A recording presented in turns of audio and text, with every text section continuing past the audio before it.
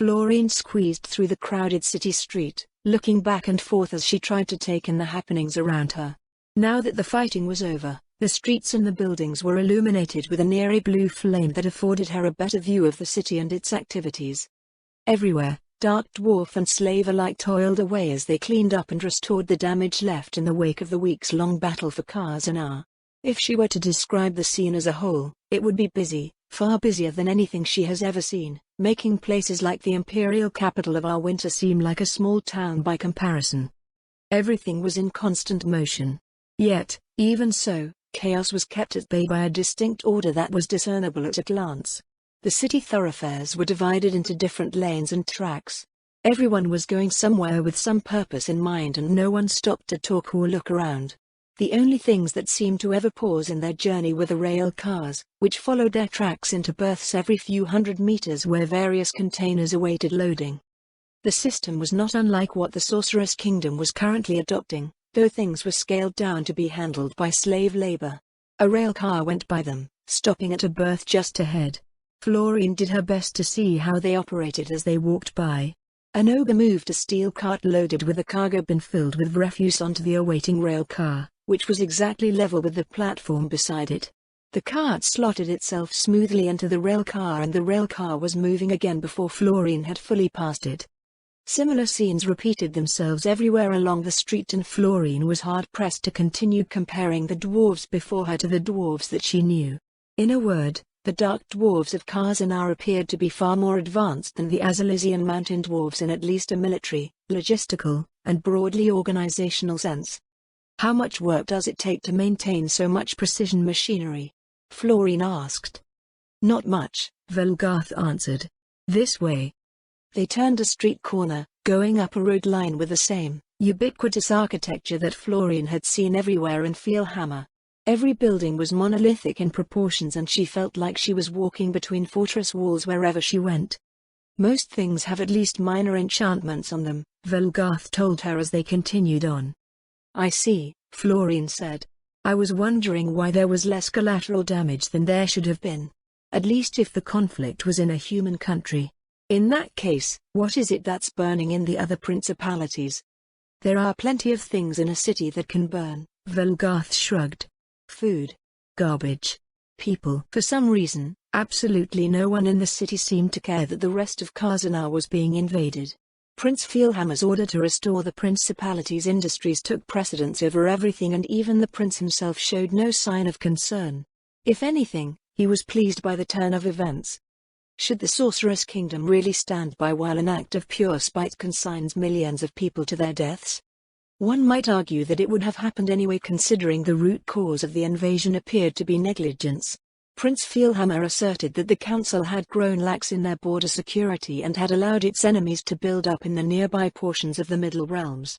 They were getting what they deserved, in more ways than one. Additionally, the Sorceress Kingdom wasn't obliged to save foreign polities from the consequences of their own actions, nor did they desire to establish any such premise. Feel free to take a look around, Velgarth told her. Florine examined their surroundings, trying to figure out where they were. What is this place? She asked. Residential quarters for slaves, Velgarth answered. Is it all right to just wander around freely? Here, yeah. The places closest to the citadel have been cleaned up so you don't have to step over any corpses. You wanted to see what things were like normally, yeah? When a disreputable establishment cleaned up, it usually meant that they were doing away with anything that might get them in trouble with the authorities. Since the Dark Dwarves were the authorities, however, she was almost certain that they didn't care about looking good in front of her. Florine went tentatively to the closest door, which was more like a gatehouse built into the side of the building. A pair of goblins equipped with spears and plate mail looked up at her from their posts. New slaves? One of them asked. Yes, Florine answered. The sentry wrapped his gauntlets against the portcullis of the cave. A female goblin came out a few seconds later. New slaves, the sentry told her. A few moments went by as the female goblin looked over them with a frown. Then, she gestured for them to follow with a grunt. The sentries leveled their spears at Isoroku when it tried to enter with them. Girls only, one of them said. But Isoroku doesn't have a gender, Florine said. Girls only. Does the simplicity of goblins make them good security or bad security? That question aside, they were quite brave to brandish their weapons at an elder lich. A common human sentry would have probably run away at the sight of one. Please wait here, she told Isoroku. I'll share my report with you later. The inside of the building had the same severe motif as its exterior. It was, however, not filled with cells for slaves as Florine expected. Scents of cooked food filled the corridors and they eventually emerged in a large hall where dozens of goblins were dining, chatting between themselves, and lounging about. The floors and furniture were nearly spotless and there was no trace of the unpleasant scent that one usually associated with goblins. One day, eat 3 times, the goblin guiding them said. Bath twice. Change clothes once. Several goblins stared up at her as they walked through to the other side of the hall. They passed a room with water flowing from a spout above that their guide called the bath and stopped at the door opposite the corridor to it. A pungent aroma wafted from within. Med, sick room, the goblin told them. Get ouchies, sea shaman. Florine poked her head inside. 4 goblins sat at a set of counters. The pungent odor appeared to be whatever they harvested for salves and tinctures in the realms below. Not just salves and tinctures, there's alchemical equipment in the back. Do they make potions here, too? Florine asked. Potion here, the goblin answered. Not for keep. The goblins in the medical room looked up at the sound of their discussion. Florine withdrew her head and they continued down the corridor. This isn't just some elaborate show put on for my sake, is it? She kept asking herself the same question as they walked along, but kept arriving at the same answer. The dark dwarves had no reason to hide anything from her. No one would expect a bunch of goblins to coordinate a grand deception, either. After descending 20 flights of stairs and passing 10 underground floors, the goblin led them down a long corridor, stopping a few dozen meters in. Sleep here. Their guide gestured to an open door before fumbling for something at her waist. She pulled out a set of keys and held them out to Florine. Once Florine took them in hand, the goblin left the way that she came. The room contained 2 bunk beds and had enough space for 4 simple drawers and a table with 4 chairs. The sheets were clean and no particular odor could be detected from the room itself. Florine sat down on one of the beds, finding the mattress to be fashioned from stone. At least there's one thing that I'd imagined a slave would be subjected to. Then again, the beds in her stateroom were also made from stone, so it probably didn't count. She stared at an empty picture frame on the wall for a few seconds before she realized it was probably a blank calendar used to keep track of the occupants' schedules. Lady Shiltir will surely be pleased, the vampire bride said. Florine looked up at the undead handmaiden. Pleased about what? She asked. That you so readily accepted becoming a goblin slave, the vampire bride answered. It seems that what they say about the quiet ones is true. This will surely help our mistress decide what direction is best for you. Florine exchanged a look with Boobibi, who waggled her antennae unknowingly. I only said that because I thought it would be easier to see things from the slave's perspective, Florine said. But this, don't you think it's strange? The housing here is far better than the apartments in Erantl's common area. I thought the slaves here would be subjected to squalid conditions, but everything is nice and clean and well maintained. They're fed regularly and the residents don't appear to be distressed. There are even healers stationed on site. Yes, I suppose you have a point, the vampire bride said. One would think it should look at least as entertaining as the Great Hall of Fielhammer Citadel. Entertaining. The difference in opinion about what was entertaining aside, the vampire bride was right. Given how evil and cruel the dark dwarves were, Florine expected at least a few torture devices to discipline slaves with. Did you notice anything strange about this place at all? Florine asked. Aside from what we discussed, no, the vampire bride answered. With little else to discuss, they left the room and went back up the stairs. The goblin guide stopped them as they approached the exit of the building. Where go? We have to continue working, Florine told her. It technically wasn't a lie, but she felt horrible anyway. She had discovered nothing that justified the silly way of entering and now she was going to leave an undoubtedly confused goblin manager, or whatever she was, behind. The goblin waved them through. Outside, Florine couldn't quite meet Velgarth's gaze. Have fun? The dwarf woman asked. Florine sighed. Are all of the buildings here the same? If you mean a residential area for slaves, then yes, Velgarth said. The dormitories are divided by race and sex. Slaves from races that aren't common down here are usually tossed in with the goblins, assuming that they can fit in. Is there a specific reason why you're segregating all of the different races? Florine asked. Velgarth gave her an odd look. I'll let you think long and hard about that one, she said. Because they might eat each other? Or maybe fight? Huh? What are you talking about? They're segregated because they're different races. Do you think a bunch of stone giants will fit in that goblin dormitory? Or that goblin kitchens have the capacity to feed trolls? Oh. Then why are you keeping males and females apart? That's an even dumber question than the other one, Velgarth said. Can you imagine many goblins we'd have here if we stuck them together? Only the best slaves get to breed. The dark dwarves were so evil that she had forgotten that they were also coldly practical. Or maybe it was that evil that allowed them to be so coldly practical. Florine looked at the dormitory gate again with its pair of heavily armed guards.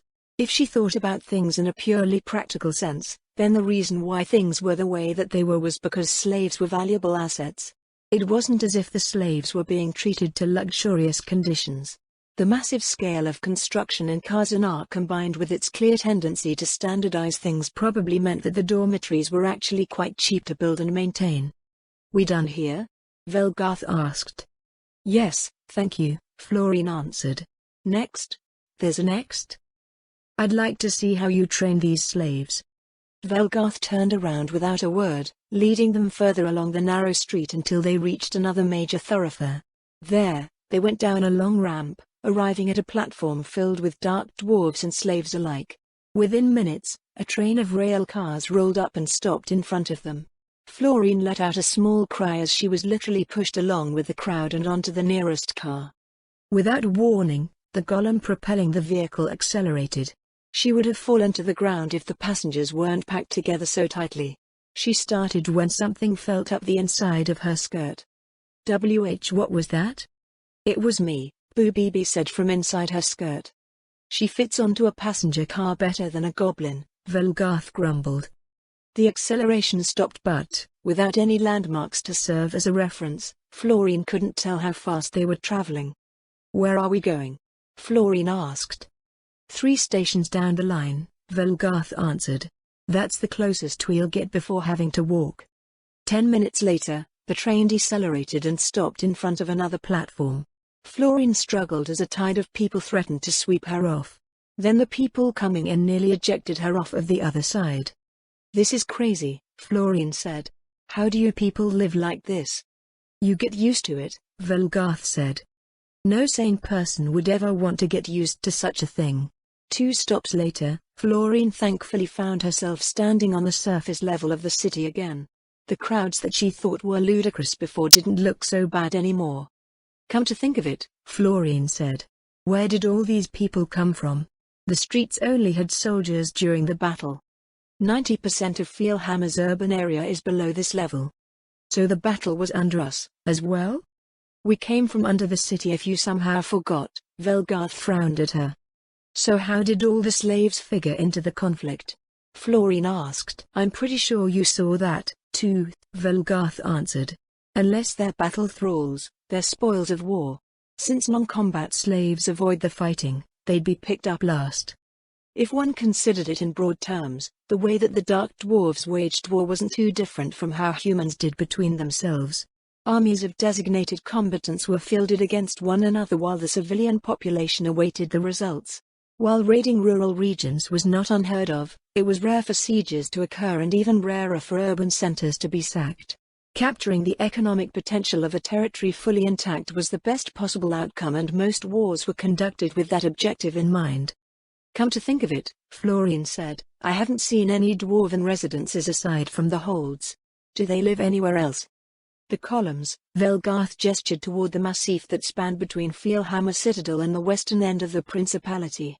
This entire city we've been traveling through is industry along the main thoroughfares and housing for slaves built on the back lanes. With so many people here, I have to wonder where all of your food comes from. Farms. Farms? But where? I think you're still grossly underestimating how much larger the realms below are than the surface, Velgarth said. Every principality has plenty of space to raise enough livestock to feed itself. Really? I'd like to see that. Velgarth cast her a sidelong glance. I'm afraid to ask why you sound so much more excited about that. Wait, it's the goblins, isn't it? Huh? Florine blinked. Oh, no, it's because the primary industries of my domain revolve around raising livestock. So you were a Nook rancher before being put in charge of the entire Abelian Hills. That's quite the leap. The closest farm is, this way. They descended a nearby ramp, and it wasn't long before Florine detected the familiar odors of a nearby pasture, which was strange considering they were underground. Their journey eventually took them to a huge mushroom grotto with one side exposed to the chasm over the lake far below. Here's your goblins, Velgarth said. Happy? Indeed, there were plenty of goblins tending to the herds of Nook. The subterranean variety of Nook was smaller than those found in the Azalisia Mountains, though only by a few hundred kilograms. They had the same, shaggy hides and curved horns as their overland cousins, and there was little discernible difference between those before her and the ones that the dwarves and Quagoa raised under the Azalisia Mountains. Nook was supposedly one of the most prolific herd animals in the entire world, with a species adapted for every terrestrial environment. Those adaptations always had something to do with that environment and could include magical abilities. Subterranean employed illusion magic, using dancing lights to silently communicate over long distances with their fellows. I noticed goblins tending to Nook in a Visiory's grotto, Florine said. Is it a common practice in the realms below? Yep, Velgarth yawned. It's so easy that even goblins can do it. Herding Nook is so common that wild Nook will just join a domesticated herd on their own if they happen to run into one. Well, subterranean Nook, anyway. I've no idea what the ones elsewhere do. The frost giants hadn't mentioned anything about that. It was an idea worth testing out, though seeing whether a 1,200-kilogram wild beast wouldn't trample one into the ground if they got close to them made it a considerable risk. So you claim the merits to your form of slavery include freeing up dwarves from occupations like this. What else do they do? I think you've seen most of it, Velgarth said. Aside from battle thralls, our slaves mostly work in agriculture, logistics, mining, and unspecialized labor. They don't work in industries that require skilled labor? They can, but, are we done here? Yes, thank you. Good. It's easier to show you how it's done than it is trying to explain it. Velgarth led her back the way they came. Half an hour later, they arrived at a massive ziggurat that was even larger than the fortified holds presiding over each city. This is it, Velgarth told her. The refinery. Every slave delivered to Khazanar is processed by this facility. Processed? Florine stopped at the gate of the ziggurat's massive defensive wall. Or was it a containing wall? The dark dwarf soldiers stationed everywhere suggested that it was the latter. Yeah, processed. Velgarth stopped and turned to look up at Florine. Oh, don't get lost or you might get processed, too. Florine scurried over to join the dwarf woman with a sense of foreboding. Refinery, processed, what is with these terms? Velgarth? An officer at the front entrance peered at them. This is rare. You're bringing in a Xenon too, what the hell are those? Humans from the surface, Velgarth said. They're from the Sorceress Kingdom. Ah, that new undead country that everyone's talking about? Yeah. This one wanted to see how we trained our slaves. I see. The officer looked over his shoulder. Your father hasn't brought in any slaves for months, so you'll have better luck starting from the top rather than the bottom. Will do, Velgarth said. They parted ways with the officer, taking a ramp leading up through a seemingly endless spiral of corridors lined with metal doors. So why is it called the refinery? Florine asked. I don't know who named it that, Velgarth said, but it makes sense to me. It's like an alchemist's distillation apparatus, yeah? Slaves get thrown in and the refinery separates them into different things.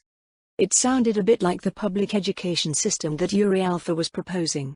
Students who entered the system would be separated into grades. At the end of the school year, they would undergo testing to see whether they were qualified to progress to the next highest grade. Leanne was fully supportive of the idea, but Clara had doubts about whether that method was of any use beyond ensuring that students had an elementary education. As they ascended the ziggurat, the presence of dark dwarf soldiers grew more scarce. Velgarth stopped at a door that had none at all, opening it to reveal not a classroom, but a luxurious suite. Florian looked in, scanning the tables stocked with well-prepared food and posh accommodations. Then she stopped and withdrew back into the corridor when she realized that more than a few of the slaves were having sex. "It's like I said, right?" Velgarth told her, "only the best slaves get to breed. The first round happens at the end of training just in case accidents happen." "How do you determine which slaves are the best?" She already had a sense that she was going to regret asking, but she couldn't just give up on obtaining potentially useful information for the Sorceress Kingdom. Velgarth shut the door behind her and strolled back down the ramp. "Not all people are born equal," Velgarth said. "Of course, that means not all slaves are both equal. The refinery is the institution that sorts them out." The dwarf opened the next door, which was again without guards. This time, the interior resembled a workshop. Members of a few different races toiled away at their places under the watchful eye of dwarves not adorned in arms and armor, but the accoutrements of artisans. "This is the actual final stage of training," Velgarth said. "Every slave here is already capable of producing masterwork goods. Now, they're trying to work with mithril and the other materials of similar quality. It sounds incredibly expensive to train them." "Sure is," Velgarth said. "That's why the ones who pass are sold at incredible prices. They go to the best workshops in Kazana, well, they used to. Most of them end up as assistants to Grandmaster artisans." "What about the ones that don't pass?" Florian asked. "They're graded as the rank that they came from," Velgarth answered. "Those slaves are only sold for 1/100th of the price, but it's still a fair sum." As with the room before, the workshop didn't seem oppressive in any way, though the trainees were probably under a great deal of professional pressure. Velgarth quietly shut the door and continued down the ramp. Florian considered what she was seeing. Replicating what was going on in the refinery appeared to be a simple matter. If framed in a different way, it was equivalent to having an educational institution where training was subsidized by the people running it. If the operator was a government, then returns would be made from the economic contributions that graduates made when they joined the workforce. "We can definitely do this." They were more than ready to do it. The Sorceress Kingdom had the wealth, stability, and will to create a system of education that could produce similar results. Now that she thought about it, Ludmilla was already far ahead of everyone else on that front. Velgarth stopped at the next door. Florian leaned forward, eager to see what the next room contained. The portion of education that it represented was probably the most challenging for the Sorceress Kingdom to facilitate. Before Velgarth could open the door, however, the door opened itself. A screech preceded the appearance of a goblin, who dashed out into the corridor. She didn't get far before a whip from the guard at the door tripped her up. Florian stared in mute horror as the other guard came forward with a baton and proceeded to club the goblin senseless. "That can still happen at this level," Velgarth offered her offhanded commentary. "Why does it happen at all?" Florian's voice trembled. "Didn't get the independent streak beaten out of them," the dwarf shrugged. "It usually happens earlier." The guards tossed the goblin back into the room and shut the door. Before it did, Florian caught a glimpse of dozens of slaves pointedly ignoring the scene as they worked on their tasks. "Hey," Velgarth addressed a guard. "What's the lowest working level right now?" "Next one," the guard answered. Velgarth strolled off. Florian followed with leaden steps, dreading what was next. Her fears were made manifest when a cart filled with corpses rolled out of the next room. "I thought that you said that nook herding was something even a goblin could do," Florian said as she wiped away her tears. "It is," Velgarth replied. "Those that don't show any potential get sent out to do the most basic jobs, but those fellows were too stubborn to keep their heads down." Another cart filled with corpses rolled out of the room, followed by another. "Like I said," Velgarth smiled proudly at the sight. "Calling it the refinery suits this place perfectly. You're either a useful product, or you're slag." Hunched over her table, Florian worked frantically on a piece of intricate needlework. There was no time. There was never enough time.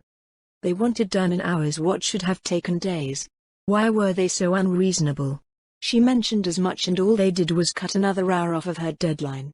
Florian glanced up at the sound of approaching boots, then cursed herself for not focusing on her task.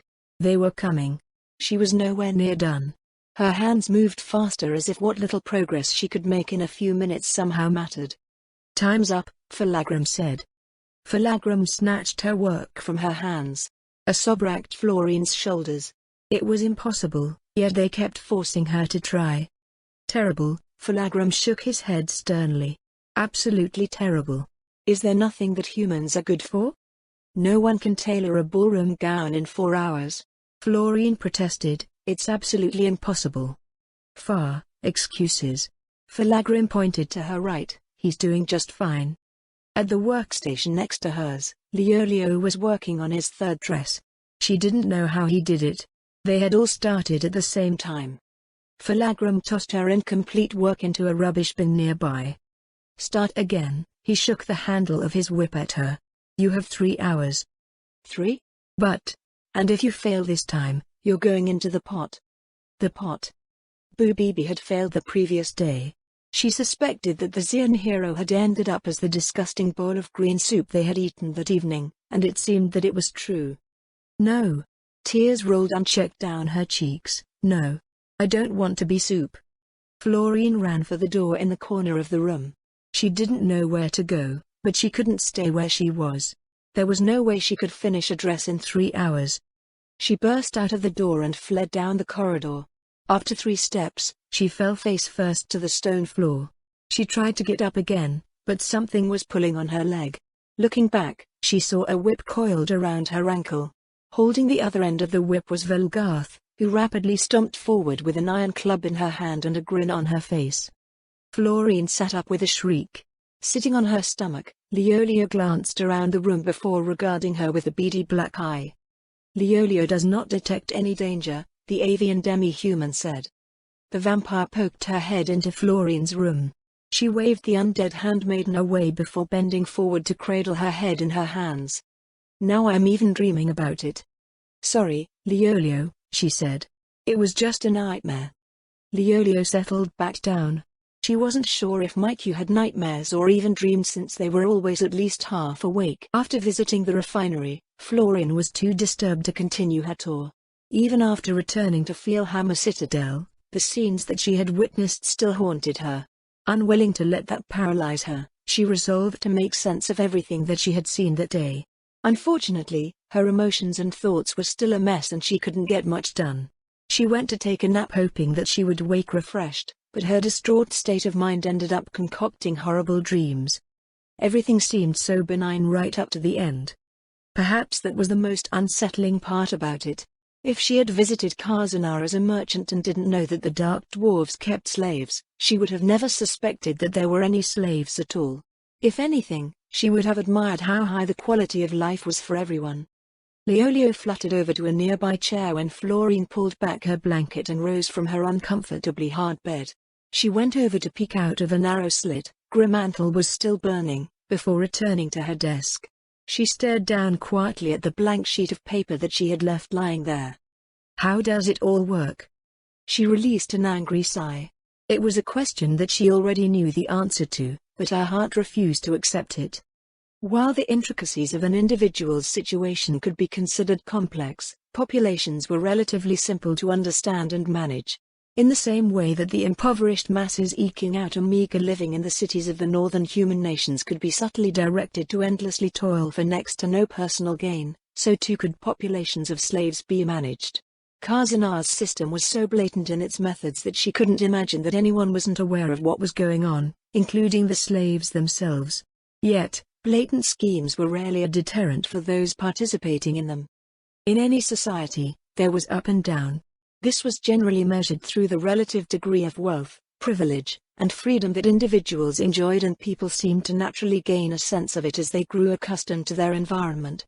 Shrewd countries, such as the Baharuth Empire, manipulated their citizens' sense of those things through a robust propaganda program. Pride and individuality were exploited by dangling the notion of meritocracy before the masses. People believed that they were where they were in society through personal achievement or personal fault. Thus, everyone worked to improve their situation, completely distracted from or uncaring of the fact that they lived in an authoritarian regime that had introduced that premise in the first place. While Kazanar was far less subtle about keeping people in their places than the Empire, The concepts that they employed were similar. The refinery filtered out anyone that couldn't adapt to life in Khazanah. One wouldn't be wrong in saying that, past that point, the quality of life for a slave in Khazanah was far better than that of most imperial citizens. They were educated, kept well fed, had decent accommodations and sanitation, and had access to free medical care. And that was just the baseline that Khazanah's slaves worked off of. They had their own little game to play between themselves, competing over the rights and privileges that slaves could obtain. One could earn better food, accommodations, breeding rights, and probably a fair number of other things. All of this, of course, came at next to no cost to the Dark Dwarves. Slavery in Khazanah was not simply the extractive institution that she first imagined it to be. It was a cleverly designed society within a society that successfully regulated the behavior of the millions who participated in its workings. She wasn't sure whether the slaves even considered themselves slaves once they got used to things. Most of them had come from the realms below, and Khazanah was an island of order and security within that insanely dangerous environment. She wondered if the systems of slavery in other places were similar. In a world where everyone seemed to be able to eat everyone else and powerful dangers abounded, a country was essentially a sanctuary where people could at least harbor expectations of safety and stability. Florine shook her head and picked up her pen. The practical realities of the wider world aside, there were undoubtedly useful takeaways for the Sorceress Kingdom after examining how things worked in Khazanah. As her line of thought had led her before things took a horrible turn, the institution of slavery in Khazanah was essentially an organization that collectivized the resources that went into its slave economy, turning it into an industry in and of itself. The Dark Dwarves also controlled every industry that supported the slave economy, meaning that every input and output was known and probably documented, allowing them to run their slave empire as a country-sized business. The massive, standardized scale at which it operated had the effect of making things spectacularly cheap and efficient, much like how industrial workshops were compared to cottage industry, a restaurant kitchen was to cooking at home, or trade caravans compared to pedestrian peddlers. When analyzed and organized into economic terms, Florian found that it was less like the Baharuth Empire, which simply allowed its people to prosper or perish each according to their own means, and more like Warden's Vale. The situation of frontier nobles was an odd juxtaposition of fierce independence and essential interdependence. Resources were strictly controlled and every member of society was expected to contribute. The vast majority of a frontier territory's surplus was reinvested into growth and development. Individuals who insisted on engaging in selfish pursuits to the detriment of the community could literally lead to its complete destruction. In that sense, Ludmilla treated her domain less like a territory and more like a ship that sailed long-distance trade routes. It was something about the frontier noble that Florian hadn't known until she got to know her as a friend. Even after the advent of the Sorceress Kingdom, this mode of thought persisted. Ludmilla Zaradnik did not think like the civilian population of the interior. Her measure of success was founded on her sense of communal survival on the frontier. It wasn't about winning or losing relative to other people or territories, it was about an entire society living or dying. That desperate, which outsiders who didn't know what was going on would consider extraordinarily greedy, mindset catapulted Warden's Vale to its current success. Though it had a tiny population compared to that of the established heartlands, it was already well ahead of everywhere else in the Sorceress Kingdom and only looked like it would build on that lead in leaps and bounds. Ultimately, Florian's examination of Khazanah's economic mechanisms represented yet another confirmation of something that she had only recently learned about over the past year. That was the existence of the class system that dictated the capabilities and growth of everyone in the world. By extension, it also dictated how civilizations developed and what avenues were the most efficient at obtaining progress in all fields. While the world at large appeared to be ignorant of the minutiae of the class system, most civilizations had grasped it to various degrees. People did not view things in terms of levels, but whatever their society's institutions had devised. Adventurer ranks, difficulty levels, certifications such as apprentice, journeyman, master, and grandmaster. They all consistently correlated with different levels in specific job classes according to the investigations being conducted by certain knowledgeable parties throughout the Sorceress Kingdom. What they considered a genius did not so much have to do with standalone intellect than it was about whether someone had a high aptitude in their chosen vocation or had figured out how to gain job class levels at a rapid rate. It didn't end there, either. Many organizations facilitated growth specific in their respective fields. The human society in which she had been raised had institutions for nearly every facet of society. Guilds guided and standardized professional development in various trades. The aristocratic establishment produced civilian administrators and military officers. By extension, rural tenancy provided the framework in which rural industry, which historically involved roughly 95% of the population, and its associated job classes developed. Indeed, they weren't actually ignorant of how the world worked in a practical sense. What they were ignorant of was the absurdly arbitrary and deterministic nature of the job class system and what it was truly capable of. Because earning a decent livelihood for oneself in their civilization only demanded a few levels in one's chosen job class, the apparent difference between individuals was negligible. Also, though it was uncommon, one could even gain 3 or 4 levels in multiple job classes and become a master in multiple trades. This reinforced the notion that people had the freedom to be whatever they wished to be so long as they applied themselves. The most well-known example of this, though it wasn't considered as such by most, was blacksmiths, who could go on to become silversmiths, weaponsmiths, and so on. In all, it created the illusion of the mundane world that nearly everyone believed in. The difference between countries like Khazanah, Baharuth, and Riastais did not so much stem from the economic systems that they used, but from the degree of investment in institutional and personal development. Riastais was clearly the furthest behind in this regard. Its founding institutions had long stagnated and no investment was made to foster new national institutions. In the private sector, the guilds merely maintained their existing state as the various fiefs failed to make any progress in any field. The only guild that made any headway was the country's Thieves' Guild, which was an expansive criminal syndicate parasitizing the nation. As for the reason why this had happened, Florine could think of several reasons that collectively contributed to Riastais' current state. First and foremost was the fact that institutions were colossal things that were inherently expensive to innovate.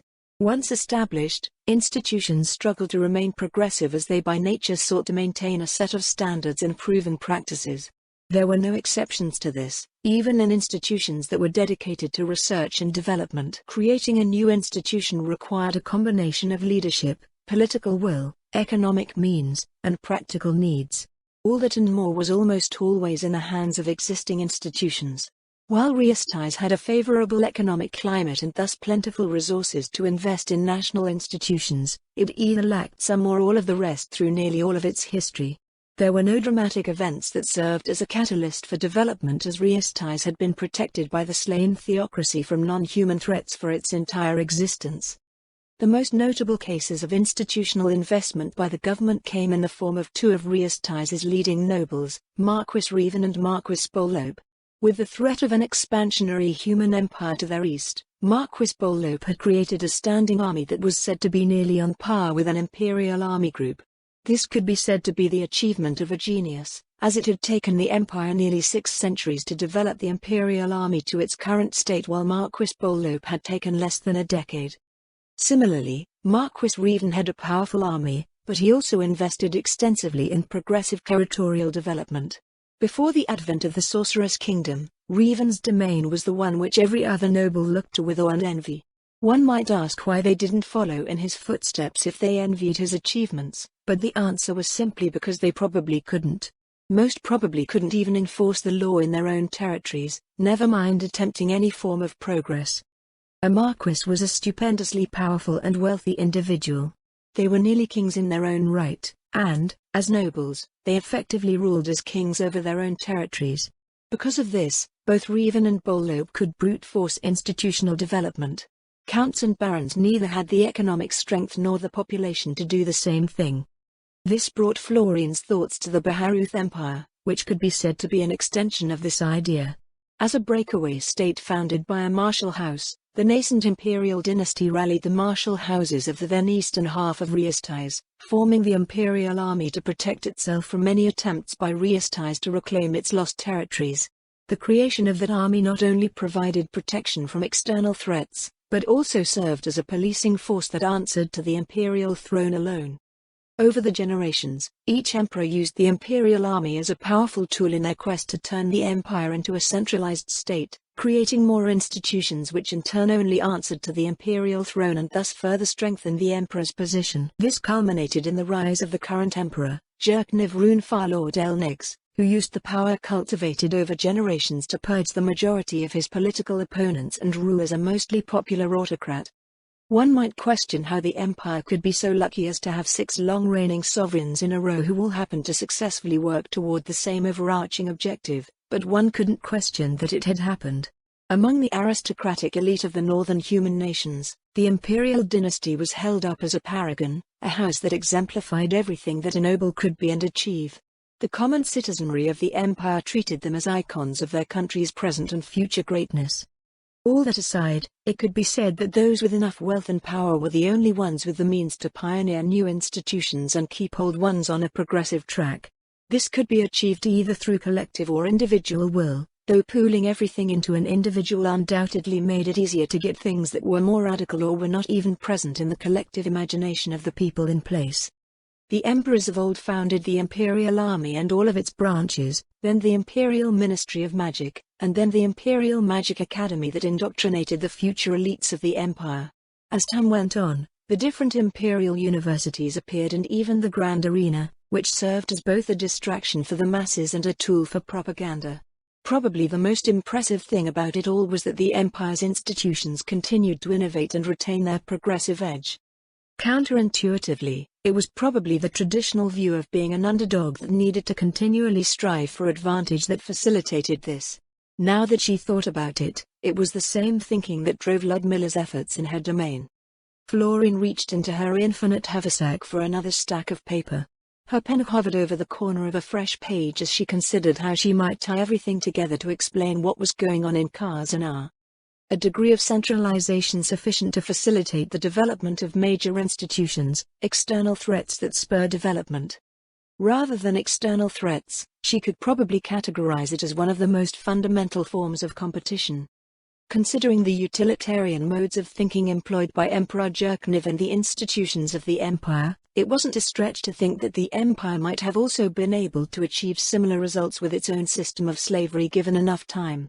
Since the faith of the Four held slavery to be a morally reprehensible practice, however, they went in a different direction and worked to gradually remove its existence. The Dark Dwarves, however, had no such moral compunctions. Additionally, they were a coldly practical and hard-working people. All they ever seemed to do was work. By all appearances, it was this cold work ethic that came first and then was applied to the slaves that the Dark Dwarves came into possession of, resulting in the facility known as the refinery and the system of slavery practiced in Kazanah. Since they didn't seem to place much value in personal freedom, Velgarth even went so far as to call individuality a curse. The high degree of control that the Dark Dwarves held over everything combined with their work-oriented culture served as the perfect laboratory for figuring out how the class system worked. Slaves that had no desire to work in the tasks assigned to them were bound for the bottom rung. Those who were too rebellious and deemed unfit for the society that had been designed for Kazanah's slaves were liquidated. They knew that those slaves wouldn't be able to get anywhere, so the dwarves switched from training them to recouping as much of their costs as possible, forcing those failed slaves to toil until they died. Once they died, it freed up the resources to try again with the next slave. Trainees that passed the initial filter were trained in vocations that they showed demonstrable aptitude in. Using blacksmiths as a point of study, Florine found that nearly all of those slaves reached what human countries would consider a master level of work quality, while perhaps 1 in 100 would end up as grandmasters that were capable of working with mithril. Slaves capable of working with orichalcum were 1 in 10,000, and slaves that could work with adamantite were 1 in 100,000. This ratio of skilled artisans was only in line with the other countries that she knew of at the master level. Beyond that, Kazanah was a clear outlier in terms of its industrial and economic capacity. Never mind the Dark Dwarves, the productive potential of their slaves alone dwarfed the rest of the region combined. In summary, the Dark Dwarves of Kazanah understood that will, aptitude, and challenge factored heavily into job class growth. This, in turn, allowed them to create a facility that forcefully applied practices that leveraged that knowledge to their slaves. Once the slaves graduated from the refinery, the society that they found themselves in was one that incentivized a mindset that continued to encourage job class growth. As evil as she believed their society to be, Florine understood that it offered a missing piece of the puzzle that they were trying to solve in the Sorcerer's Kingdom. For the general population to rise above a certain level and thus rise above the mundane reality they had been stuck in for generations, the leadership of the Sorcerer's Kingdom had to spearhead an institutional effort that invested in vocational growth and created a culture where individuals desired that growth. The latter part of that statement was by far the more problematic of the two challenges. Unlike Khazanah, the Sorcerer's Kingdom couldn't roll carts filled with dead children out of classrooms on a daily basis. Something had to encourage people to strive for ever greater standards of excellence of their own volition. To Florine, the apparent answer was to create a market that was only accessible through excellence. One only needed a certain income to get by comfortably in the Sorcerer's Kingdom. The average income of a master artisan or the equivalent vocation in other fields was enough to get married and raise a family with. Those who owned the title to a rural tenancy fell in the same category, especially now that crop failures and other difficulties were a thing of the past. In order to get people to do more through market forces, they could either raise the cost of living or convince people that they would be happier with more. The former required a government to fight its own market, which was ultimately a losing proposition. The latter was something that was already considered natural in human society. Better food, larger accommodations, a more luxurious lifestyle, more land and possessions, or a nice new outfit. The thought sent her mind back to the spat between Leanne and Ludmilla. Before that, she would have readily favored the method, but, now that she understood at least a bit of Ludmilla's perspective and was exposed to how other races perceived the world, she was plagued by a pile of doubts over that path. Not only did she have doubts about its effectiveness on other races, but it would also transform the Sorcerer's Kingdom into an exploitative nation whose population was compelled to devour the world's resources. Could they simply espouse the virtues of a good work ethic? Or perhaps a system that valued prestige above all else? That was what tended to come to the fore in subcultures where material wealth became mostly decoupled from one's sense of personal achievement.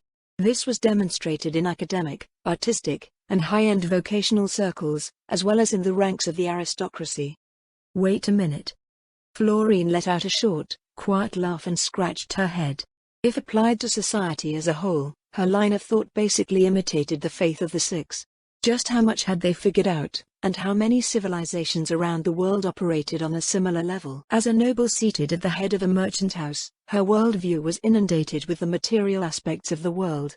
The daily operations of her house were filled with reports from her companies, the practical needs of her subjects, and her work for the Sorcerer's Kingdom's royal court. It wasn't a career that had much exposure to the diverse landscape of religious and ideological approaches to life that surely must exist.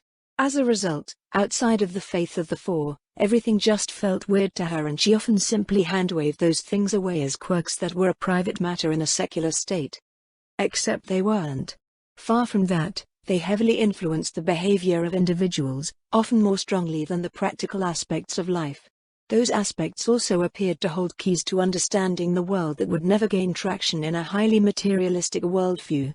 Ignoring their existence in favor of trying to paint everyone with the same brush and the same color was simply asking for trouble. Pip. Florine looked up at Leolio's warning. A few seconds later, there was a knock on the door. Yes, what is it? Prince Feelhammer has requested your presence in the Great Hall, Isaraku's dry voice came through from the corridor. She glanced down at her pile of notes. It felt like she had made a great deal of progress in organizing her thoughts. More importantly, she had stopped thinking about what she had seen in the refinery. Did he mention what it was about? The delivery of additional security forces is due, the Elder Lich said. Additionally, Prime Minister Albedo has summoned you for a review.